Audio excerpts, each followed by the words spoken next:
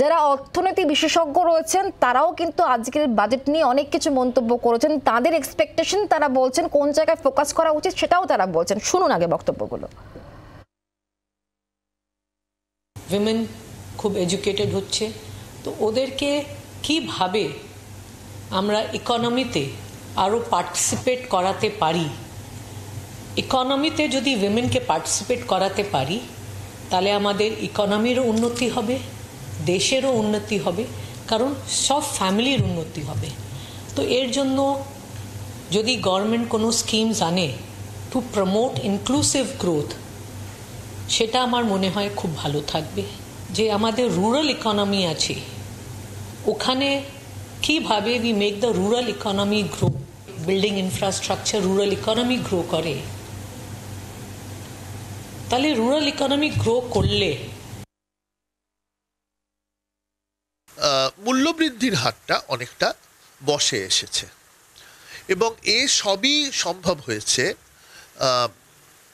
পরিকাঠামোর ওপরে খরচার জন্য, অর্থাৎ ইনফ্রাস্ট্রাকচারাল স্পেন্ডিং যেটা, সেইটা বেড়েছে বলে এটা সম্ভব হয়েছে।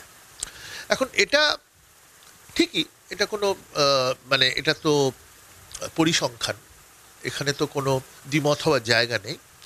কিন্তু যেটা দেখার সেটা হচ্ছে এই যে বৃদ্ধিটা ঘটছে এটা কার বৃদ্ধি। এটাও ঠিক যে আরও 5 বছরের জন্য এই সরকার ক্ষমতায় এসেছে, তার ফলে কিছু কিছু দীর্ঘমেয়াদী পদক্ষেপ আমরা হয়তো এই বাজেটে দেখতে পাবো। পার্সোনাল ইনকাম ট্যাক্স স্ল্যাবে ইনক্রিজ করে 3 লাখ টাকা যে আছে ওটাকে 6 লাখ করা যায়, কর্পোরেট ক্ষেত্রেও সেম ওয়ে ট্যাক্স রিডাকশন করা যায়, আর এক্সপোর্ট ক্ষেত্রে ইন্টারেস্ট ইকুয়ালাইজেশন স্কিম বলে গভর্নমেন্ট একটা 3% রিবেট দিয়েছিল, কিন্তু ওটাকে now they have only made it applicable to MSME। তো that is a bigger hurdle এক্সপোর্টের সবার জন্য, ওটাকে 3% করার জন্য আমরা অনুরোধ থাকবে। বাজেটে সাধারণ মানুষের যে উৎসাহ উদ্দীপনাটা থাকে সেটা হচ্ছে ওই কর ছাড়ের ব্যাপারটা। কারণ আমরা দেখেছি এখন আর জিনিসপত্রের দাম ওই বাজেটের মাধ্যমে বাড়ে না বা কমে না, কারণ সারা বছর ধরে জিনিসপত্রের দাম বাড়ছে, আর পেট্রোল ডিজেল বা ওই গ্যাসের দাম বাজেটের দ্বারা নির্ধারিত হয় না।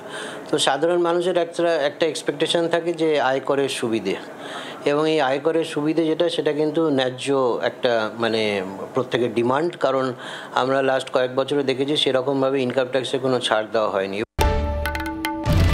বাংলার আওয়াজ, বাঙালির আবেগ, জি 24 ঘন্টা।